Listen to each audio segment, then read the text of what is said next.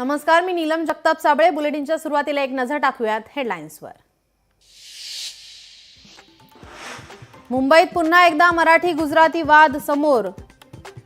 Crawford मार्केटमधील मॅनेजरची मराठी तरुणाला गुजराती किंवा हिंदीत बोलण्याची जबरदस्ती. शिवसेना उद्धव बाळासाहेब ठाकरे पक्षाच्या विभाग प्रमुखांचा मॅनेजरला दणका. मराठी बोलायला लावत माफी मागायला लावली.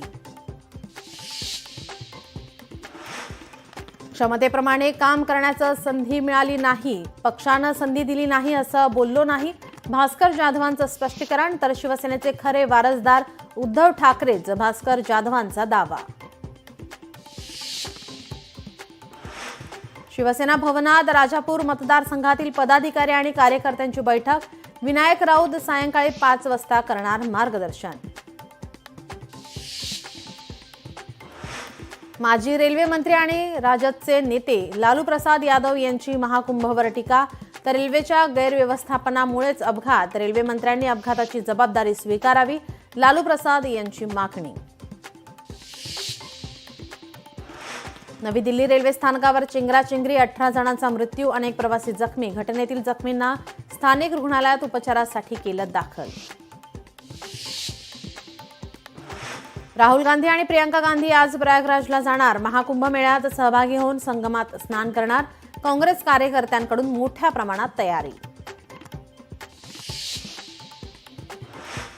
टोरेस घोटाळा प्रकरणातील अटकेतील युक्रेनियन अभिनेत्याविरोधात आणखी एक गुन्हा दाखल.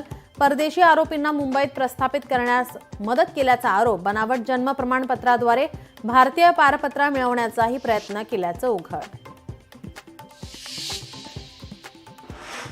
धावत्या एसटी बसचा टायर निखळला. अमरावतीतील प्रवाशांच्या जीवाशी खेळ. अमरावती नागपूर महामार्गावरील धक्कादायक घटना. 50 पेक्षा अधिक प्रवासी थोडक्यात वाचले. ज्योतिबाच्या नावानं चांगभलच्या गजर करत ज्योतिबा डोंगरावर गुलालाची उधळण. दख्खनचा राजा ज्योतिबाच्या यात्रोत्सवाला आजपासून सुरुवात.